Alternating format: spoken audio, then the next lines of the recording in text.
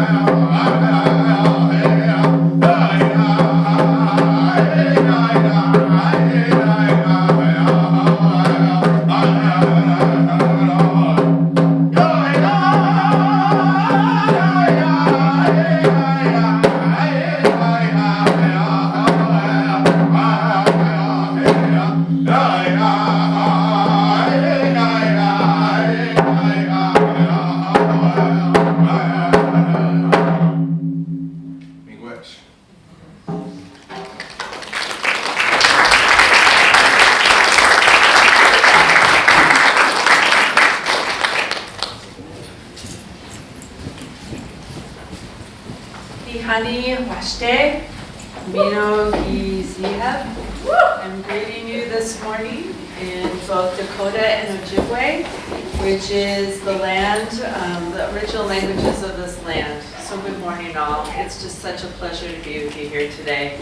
I love Jennifer Simon. I love Jennifer Simon. I also love the way that Jennifer Simon talks about whenever she greets anyone that we're relatives. And when I look at the group today, we really are family. These are our relatives, and I appreciate you all being here to celebrate today as we talk about Indigenous People Day. This is a place where we work, but we also need to celebrate one another. And I appreciate that we are all here today. When we think about the original languages of this land, it's also important to know that these are also languages that we teach and we offer classes in Minneapolis Public Schools, which is very important to me. And I know that many of us, as we think about how we're celebrating and honoring the traditions and cultures of our Indigenous people. I'm honored and glad to be with you this morning to hear and see and to listen to some of the original people of this land. As a district, we join the city and the state in recognizing Indigenous Peoples Day, and we commit to the ongoing efforts to do better to and for all of our relatives and family. So thank you so much for allowing me to be here today, and I'm anxious to hear from our panel. Very excited to see you, and thanks again for being here.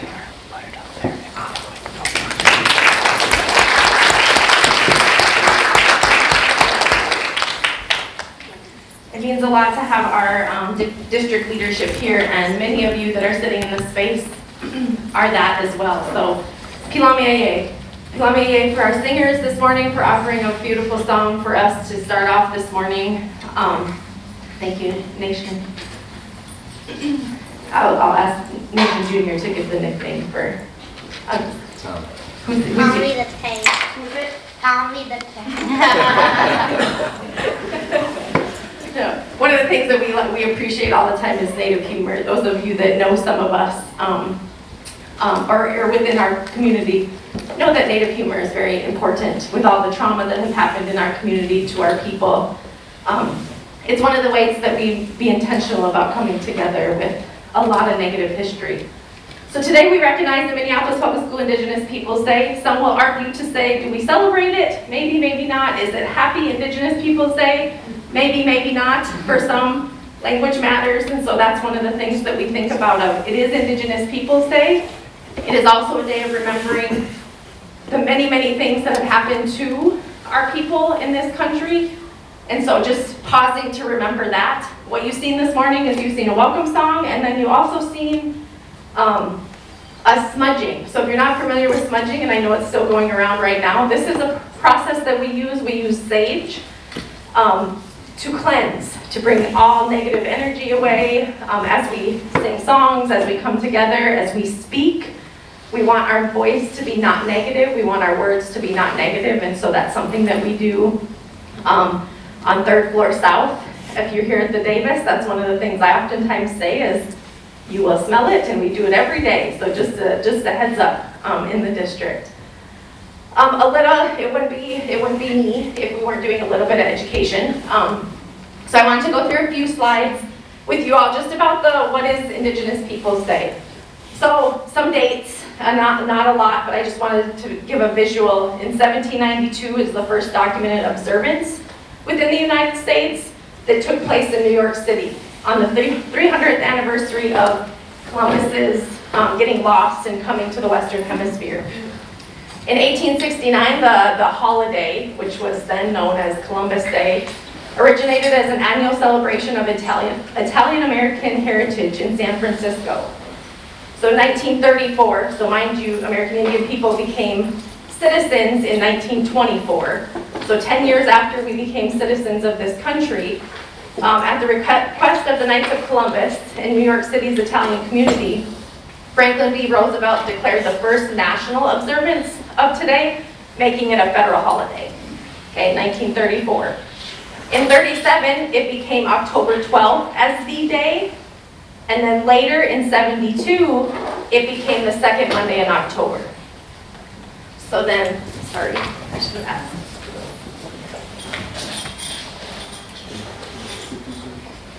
In 1977, participants of the United Nations Conference stood up and proposed that it be recognized as Indigenous Peoples Day. So 1977, I won't ask people to raise their hand on when you were, if you were born before that or if you were alive then. But that is when it was proposed to be Indigenous Peoples Day. And then in 1990, the first state to rename the day as Native American Day was actually my home state of South Dakota. Also South Dakota, just so folks know percentage-wise, South Dakota is known as the most racist state percentage-wise in the United States, far beating the South. So there's a lot of relations between us American Indians and non-Native, mostly white folks in South Dakota. And so that's a big deal. And so to this day, it's still recognized as a state as Native American Day. In 2014, the city of Minneapolis and actually several members of Minneapolis Public Schools stood up at that event and spoke to how parents and community members of why it's important for the city to recognize today as Indigenous Peoples Day and not as Columbus Day. And then in 2015, this is nationwide, almost 6,000 or more people and allies gathered in New York City to recognize and to push forward this movement that it should be Indigenous Peoples Day. Thanks. So in 2019, there was actually an Emergency Declaration Act, so we're getting closer to today. In 2019, when Governor Walz took office, he proclaimed today as Indigenous Peoples Day and has done so every year since. However, the state does not yet recognize it, and actually it was proposed as a bill through the House, but it did not pass through the legislature. So if we look on the next slide of what we can do as individuals, writing letters to our legislatures, doing intentional learning today from and with our American Indian population. Today and every day we recognize it's Indigenous Peoples Day. I want to make that very clear that those of us who identify, it's not just today, although we appreciate the recognition of it not being Columbus Day, that it is actually celebrated as Indigenous Peoples Day. As the district was moving forward last year and looking at calendar dates, one of the individuals, APAC, was actually consulted in that conversation, and it was a really interesting, meaningful conversation that was brought up about if we take the day off, if we propose that the district take the day off, our non-Native relatives or our relatives that see us at a federal holiday will think they have Columbus Day off. And that's one of the things that we didn't want to happen, that our families and parents spoke up and said, we would rather have school and be intentional about teaching all day about the original people of this land. And so I want to recognize and thank our APAC past members and current present members for having that conversation. Next slide. So I'm going to let folks introduce themselves. So I'm done talking, so sorry, I had to give a little spiel of, but the next portion of this is to hear from our parents and families, and that is what's important, I know, to all of us as educators and to my department, our American Indian Education Department in the district, is to elevate our students and families. We have 2 students with us. Woo woo.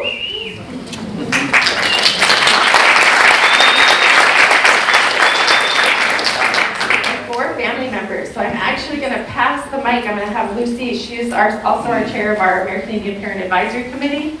And pass and introduce yourself, whatever you'd like to share. Anna McKee is not with us, so I apologize. We did have a couple. We have one parent who is going to be here who's having a baby. So, I mean, priorities, right? So I will let the folks introduce themselves. Hello, Luju. My name is Lucy Shafty. My name is Lucy Shafty. I'm a citizen of the Red Lake Nation. I have been on APAC for over 4 years and have been our chair for just as long. I apologize for my son not being here. He advocated for himself that he is not a panelist person. He said that he would rather go to school. So Right now he has perfect attendance, and so I did not object. Hi, good morning, everyone. Allison Waka. I am Menominee and Navajo, and I have a son that was at Bancroft, and I was on APAC 2 years, but not this year. It all blends together, I think. So really nice to be here. Thank you. Stand up. You want Dad to go first? And then you can do it? Well, can you just tell them then? Say what your name is? Tell me your name. Nation. Nation what? Junior. Nation Junior. Nation Wright Junior. What grade are you in, Nation? Second. And what school do you go to? Going. And what tribes are you? I don't know. Say, member? Lakota. No. Yep. And? Ojibwe. Yeah. All Alright.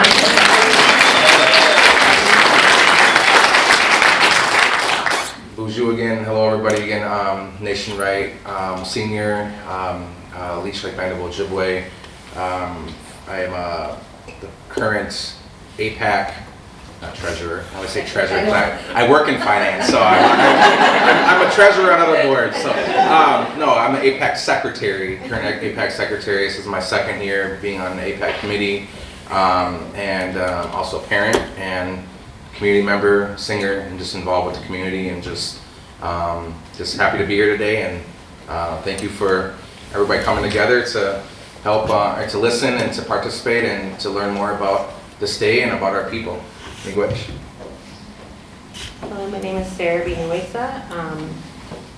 This is my second year in APAC. I'm also the co-chair of the Special Education Advisory Council. We're Dakota, and my family comes from the Lower Sioux community, where my mom still lives.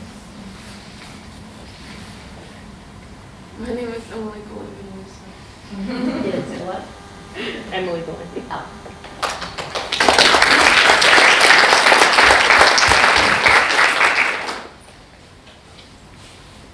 So today we just have some reflection questions, like kind of however and whatever you all are feeling today. Some of the things of what does Indigenous people say mean to you?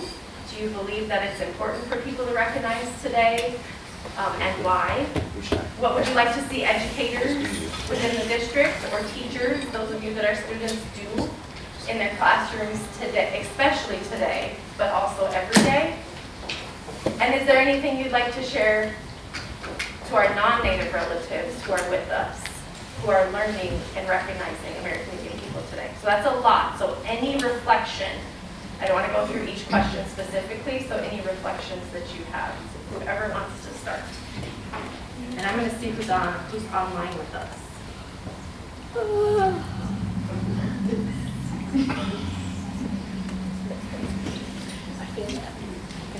It's Monday. Emily. So I usually cry at these things whenever I've been invited, so I'm going to apologize right now if I tear up. But when I was a child, I didn't have Indigenous Peoples Day, so I think it's just really awesome to have Baby Nation here, and he gets to celebrate it in his early years. Going to school, I grew up in Wisconsin, and it just wasn't a thing, you know, and I was the only, my sisters and I were the only Native kids in the school, in our elementary school. We had more Natives in middle school, but so that day, it was always Columbus, you know, and he was always celebrated, and I always had to make a ship, and, you know, The hats. the hats, yes, oh my gosh. So I just think this is it's really nice to see this in my lifetime, that we're moving forward, making changes.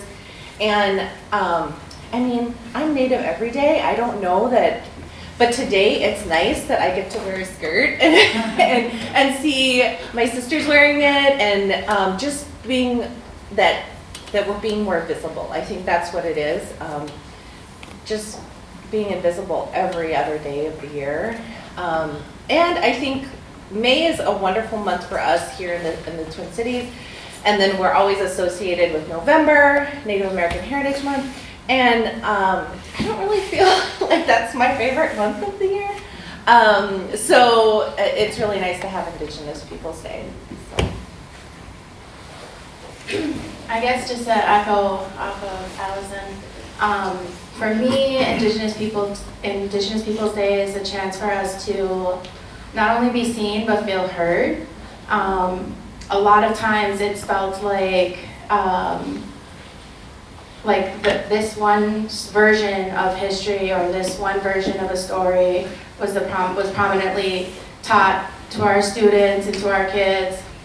And so just undoing all of that and kind of focusing on an accurate representation of our people and how we were here, and just to feel seen and heard, I guess, is what's standing out for me. What about you? So I guess what's coming to my mind, and everything Lucy and Allison just said definitely resonates with me, and I clearly remember making ships and hats and doing all the Columbus Day activities too growing up. And you know, I honestly, in the moment, as a kid, I probably didn't think of it too much. You know, it didn't really click for me.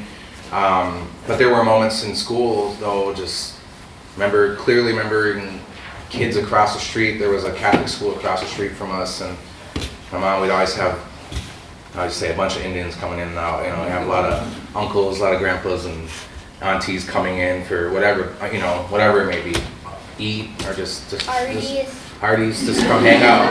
Not those kind of parties.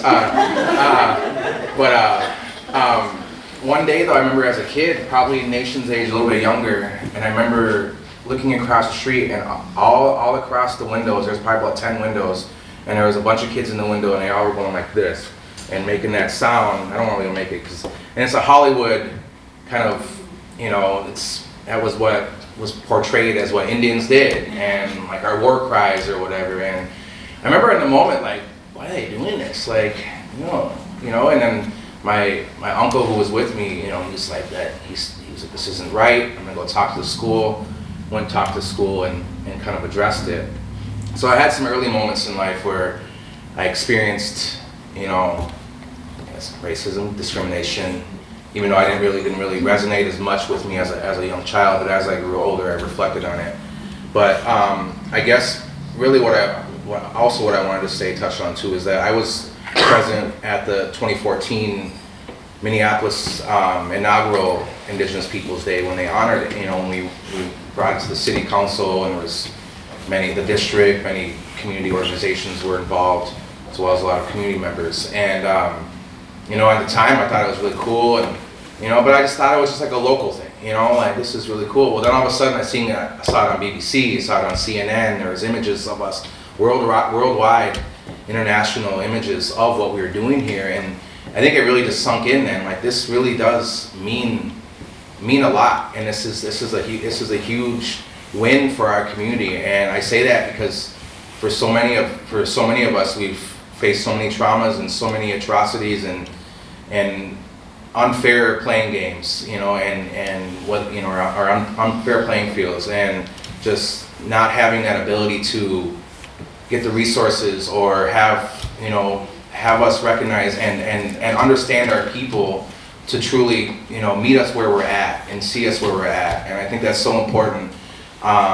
So I guess my point is that I'm rambling away here, but my point is it's so important that we do this. It's so important for our kids, even though our kids might not necessarily totally understand it right now. As they grow, they will truly feel that, and they will see that. And as we sprout into, you know, adults, men, women, you know, I think the more we can be inclusive, the more we can honor our people, and the more they can feel honored and welcomed, the better we're going to be as a community, the more productive we're going to be, the less struggles we're going to have. So we ask, what can we do? We can support our people. We can support, we can understand, we can listen, we cannot judge.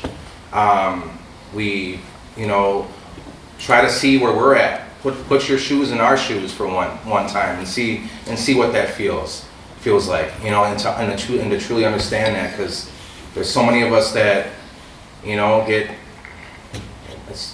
we're struggling, and it's hard. So, but there's a lot of us that are striving to do well and to make it better for our communities and for our babies. And it starts here. It starts in our schools. It starts with our families, and it starts with our communities. So.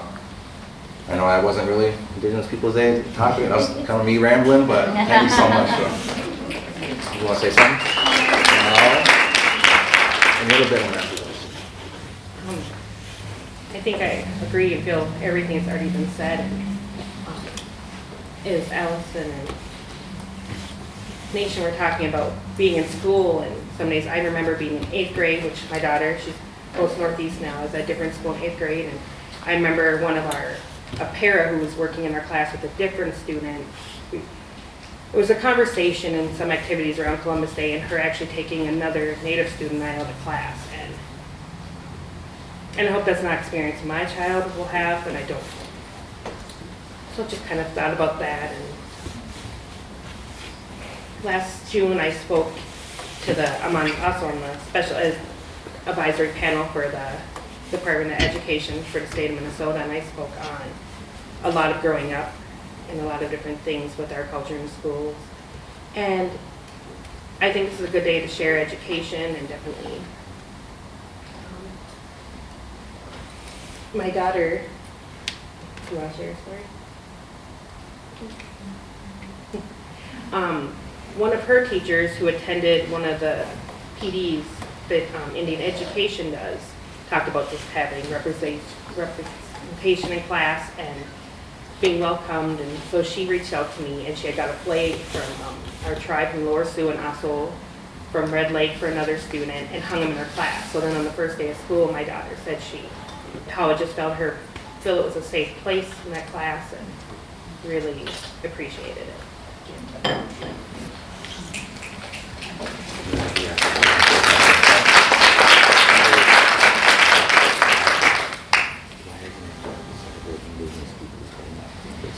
Okay. Any more questions? Want to tell them why? Hold the mic. Yeah, you got it. So we were going over the questions this morning. So why is it important to celebrate Indigenous Peoples Day and not Columbus Day? Because Columbus was a really mean guy. But also why though? What does Indigenous people mean to you? I don't know. It's okay. All right. You want to say one more thing? No. You did that. You did good. I don't think I was up in front of a crowd until I was like in college, really. So he's way ahead of me. But I think Indigenous, I really like how Jennifer said original. I think that's one thing that a lot of folks seem to forget. Oh, we're a nation. Oh, we're a tribe. Oh, we're citizens.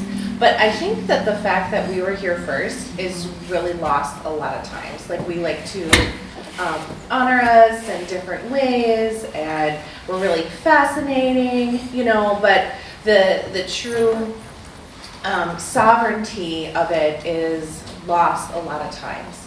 And so I work at the county and at Hennepin County, and I think when in my work, it's really easy to,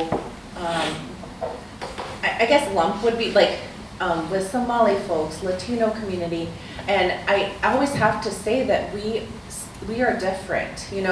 Yes, we are a community, yes, we are a people, but we were the first people, and we have that inherent sovereignty, and then we have to acknowledge that. We have government-to-government relations. So I think that's really important, and especially in education, to note that, and that we were the first people here.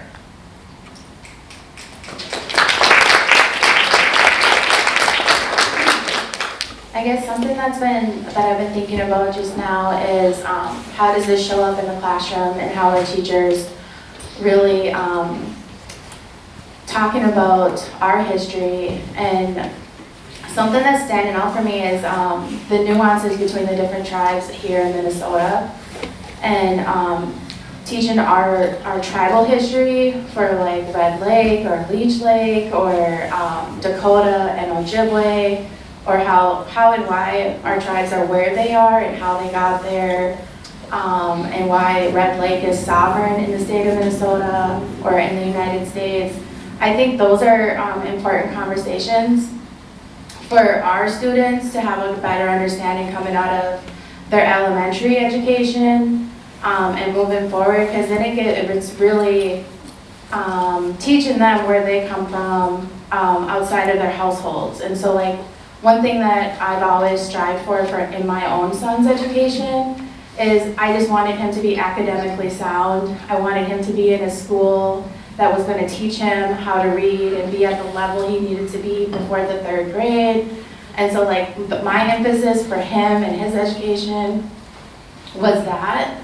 And in my head, I was like, I'm going to focus on culture and community and what it means to be Indian every day in the home and with our family, and really drive how we show up for him and how we teach him about being Indian. And then really just leaned on the education system to teach him, you know, what they're supposed to.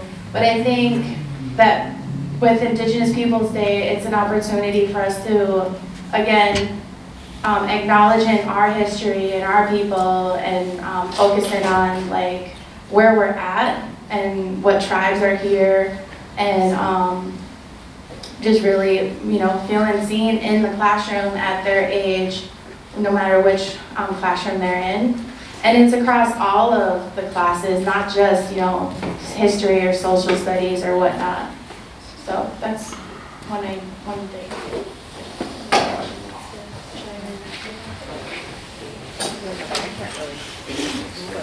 What haven't we covered yet? Want to speak? No. Oh, you grab the mic, okay. I guess this one thing I want to just touch on is what we'd like to see teachers and other educators do in their classrooms and our leaders do in the school, especially today.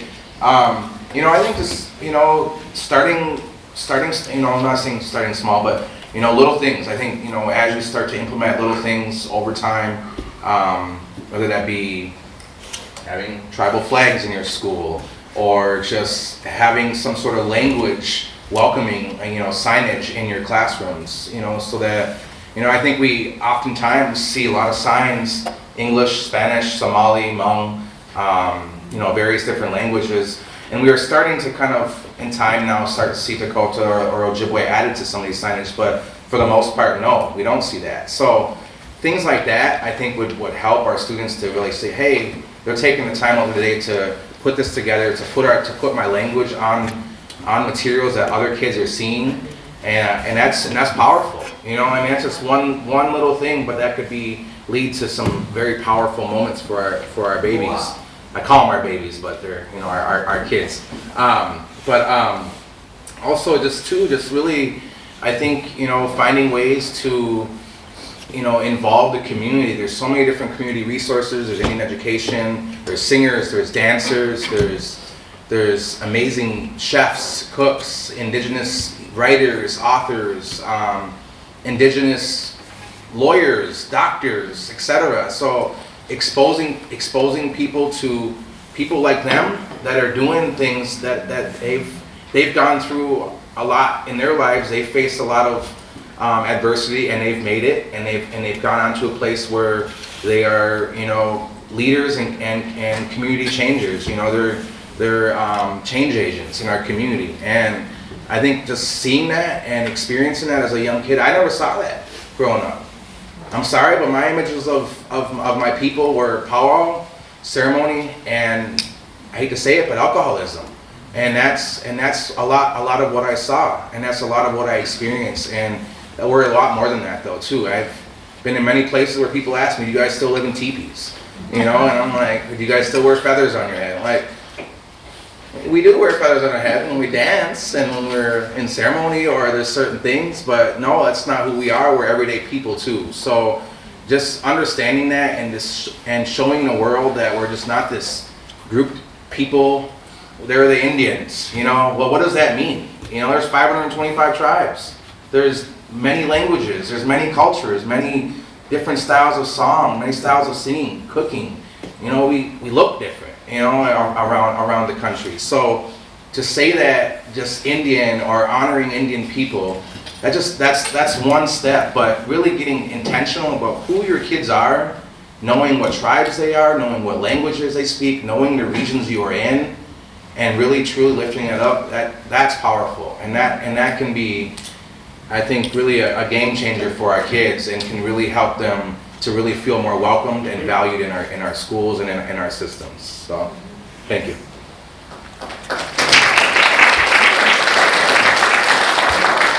So I've been working out of Franklin Library for many years, and so I do have to jump on top of what Nation was saying. And in the classrooms, Native authored books. So they are finally getting published, and so really having those in your classrooms is really, we didn't have anything when we were little. Like, I had this one book that had this little girl with black hair and bangs in this farm book that looked like me, and that was legit it for and she wasn't Native, but she had hair, she had bangs like me. And so I think that it's really like Jojo McCoon's it's like a Junie B. Jones. I mean, it's relatively inexpensive to buy, right? So I know that it can be afforded to be in libraries, be in your classrooms. And it's a really cute book, and it's just about this little girl and speaking Ojibwe, and then having like gym class. She thought her teacher's name was actually Jim, but it was like it's just really cute, right? And it makes us like real people, you know.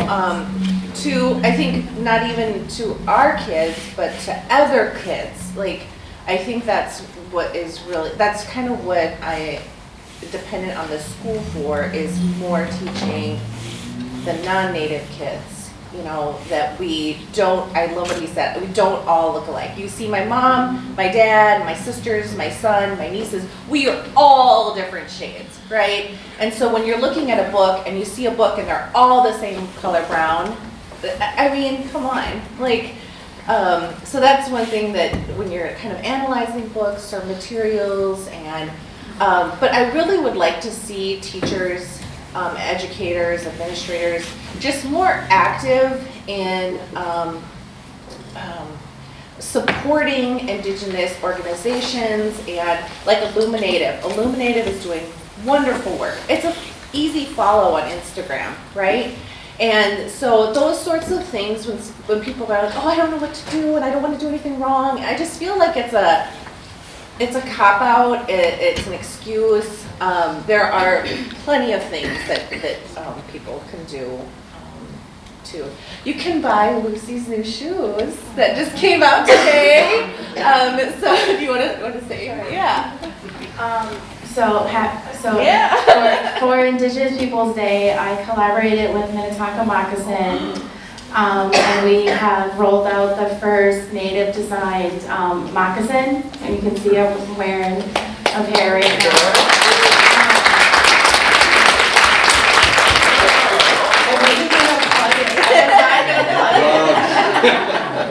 But I was like, oh, but I'll wear the box. So if you guys want to check out their website for more information, definitely check that out. While I'm holding the mic, one of the things that I was thinking about, I'm just going to segue back into where we were, was like we're humbly invisible throughout history. So like I just watched this Netflix documentary, and it's called Rumble, like RUMBLE. And what that documentary is really talking about is how natives in the music industry have shown up and influenced artists that are prominent artists throughout history, and or even were artists that are iconic, but their heritage is not acknowledged. And so like when I'm thinking about that, it's like, how do we pull that history into ours and really like shine light where light should be shined? And you know, like that Netflix documentary is really doing that. It's really informing, like, dang, our people were really out there and we're really active in other areas of across all kinds of industries and showing up. And when I was studying design in college, I intentionally wanted to find a graphic designer, Indigenous designer, way back in the day who I could study and who influenced. And so like, you know, it's just digging out those histories for ourselves and finding meaning in that. We are showing Rumble today at Hennepin County Library. We're going to be at Downtown Library doing a film festival. So it's really funny you mentioned that. So if you want to see it, it's at 3 p.m. today. And then we're actually having Elizabeth Day. She's actually Leech Lake too, I think. She will have her film at 5:30, and then Missy Whiteman will be showing her film tonight at 6:37ish. So yeah. There's all kinds of things going on today, I think, that here in the Twin Cities. I grew up in Albuquerque too. I went to high school there and some college. And Indigenous Peoples Day is much different there than here. And in LA, I was in LA for a little bit too. So, but here I feel like we're really lucky to live here in the Twin Cities. We have all sorts of folks, community members. It's really strong. Place here, and so I think like as educators and administrators, you're really lucky to have this community like Jennifer and people, helpers, you know. So what else do you think?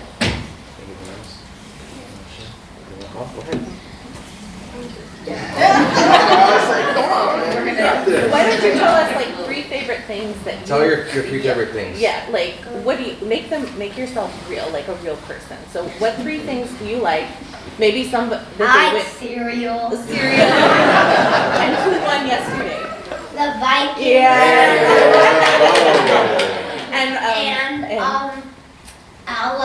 I also lived in New Mexico. Yes, you did.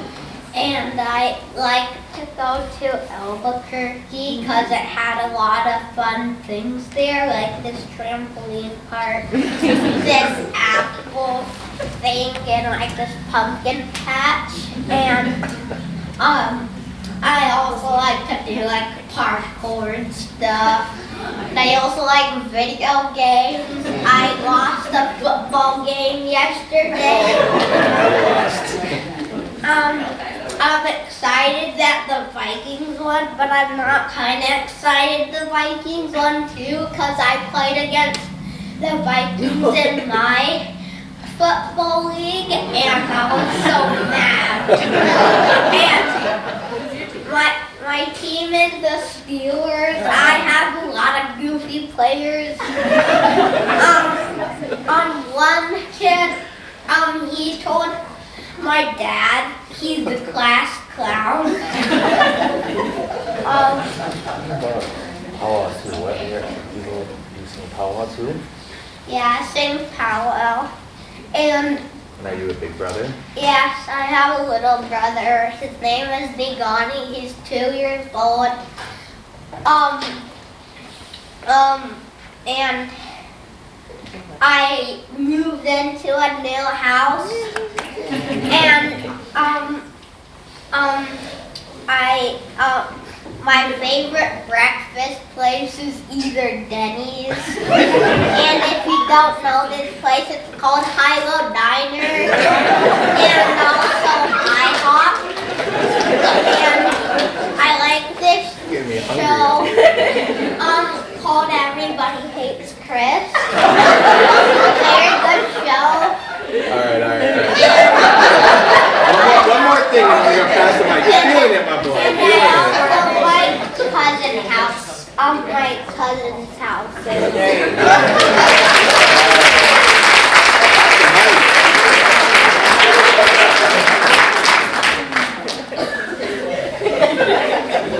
I don't know whose kid this is. It took him a minute to warm up. He's feeling it. Questions, comments, thoughts? I'm glad you guys did this.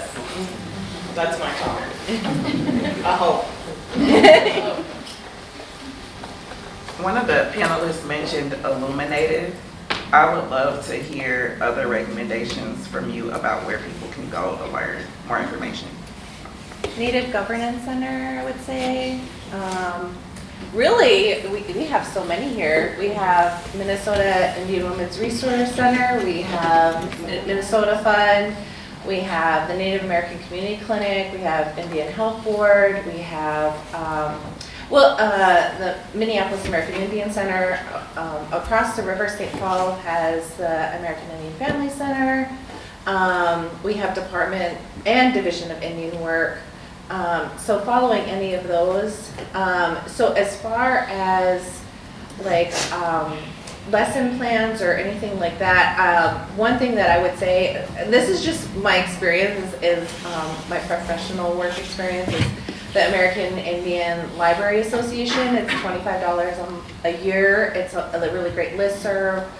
We have the American Indian Literature Youth Awards that you can follow. And I'm trying to think, like, I would want, like, really ask that students are able to name the tribes within their state. I think that should be like on the driver's license test or something. Like, it should be a requirement to live in the state you're living in. So you could follow the tribes Facebooks as well. Yeah, so there's a lot of different, and once you go to Illuminative has all their partners on there as well. They have lesson plans. They are amazing. They have, kind of just a little background on Illuminative, like I think like 30 seconds. Echo Hawk, I forget her first name, Crystal. She got a grant and she went across the nation and basically did all these focus groups. I'm like, did you learn about natives? Do you want to learn about natives? And it says only like 24 states teach native history at all, and then only up to 1900. And then, so we're always like these dated peoples in these, like sepia photos, right? We're not like people that are in line at Target or IHOP, And so, like, we're not real folks. Anyways, Illuminative did this research, really came up with like all this documentation. It's just been a really great resource, and Crystal Echohawk's just doing amazing work. She's the one that really worked on getting the Washington name changed. And yeah, so I mean, those sorts of things, once you follow Illuminative, you'll start seeing what they support, and then you can kind of go from there. So. I was also going to say too, I think Indiana also has a resource list that they put together. I know Christine sent that out to APAC members earlier this week. So Indiana definitely have some other local resources. Illuminative, I think, is more of a national. Mm-hmm. You can kind of get in touch with more national artists and national, like I say, change makers, change agents in our country here. But there's all the organizations she listed. There's plenty of resources and people that can help push efforts forward and making sure Indigenous voices heard and seen. Thank you. Other questions? Thoughts? Oh, books, yeah. What? Books on our history. Yeah, there's lots of books. If you're not familiar with Birch Bark Books too, that's a bookstore here. Lots of Native history, Native authored books. Louise Erdrich is the owner, and she is a renowned, world-known, award-winning author, and she's a community member here too. So she's great. I don't know if you'll necessarily be in touch with her, but the store though, and there's lots of resources there, and just anything you can kind of you see and experience here in the city, just ask. You might never know what it can lead to. There's lots of connected people in our community. We have people from all over the country that live here, so it's not just Dakota, Lakota, and Ojibwe here. It's many. Say what? Menominee and Navajo. Menominee and Navajo, exactly. So, or Ho-Chunk or whatever. There's so many tribes represented here, and just ask them. I think don't be afraid to ask. Don't be afraid to just talk to somebody, and you'll, I think, get so much more out of that than just Googling something. I think actual face-to-face interaction And that's also the inclusivity piece we talk about. I think that's what we want to see too, is that people are actually reaching out to the community and actually getting advice from the community, not taking it on their own to Google and find what the best lesson plan is and honor Indigenous people. I've heard that a lot. Well, you can honor us by coming to us and we can let you know what is appropriate and what is not. So, thank you. Wopila Tonka, much gratitude to you all for being here. They said most of it, always reach out to our department, American Indian Education. I do want to recognize folks on the panel, but also we have Native people in the district who work, who are involved. So if you identify as an American Indian person in Minneapolis Public School in this room, can you stand up, please? If you feel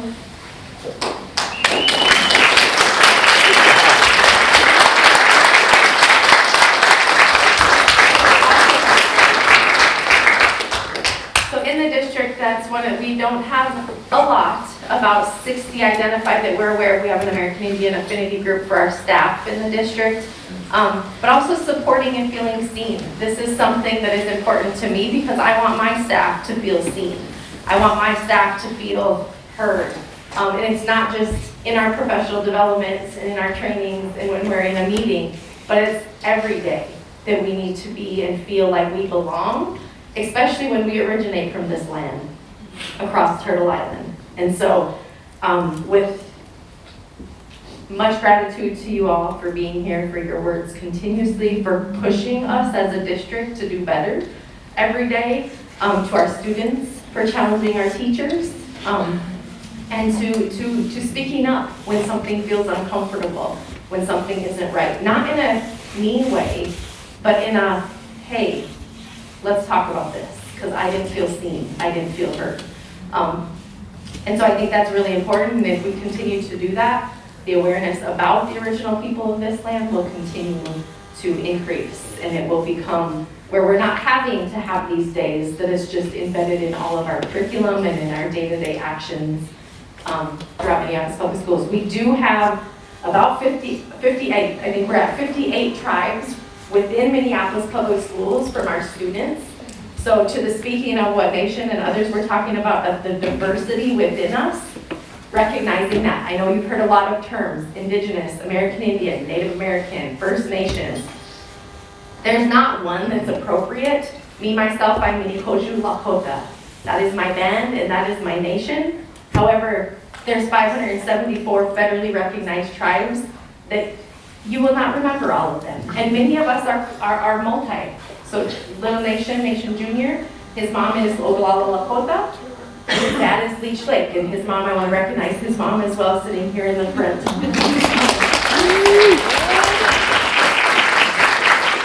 And so many of our students are multi-tribal affiliation, and that's a whole complex conversation that we will not get into this morning. But it impacts us, and it impacts us in a way that it is an intentional way to continue to remove us. Because in that situation, Nation Junior, his family has to choose which tribal affiliation he can be enrolled in.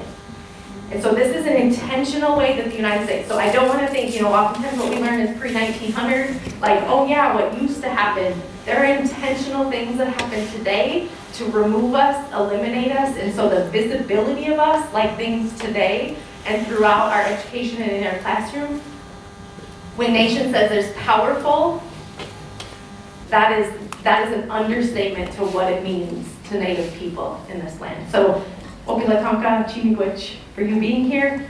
Please, there's coffee and pastries from one of our American Indian-owned businesses off of Franklin, Powell Grounds.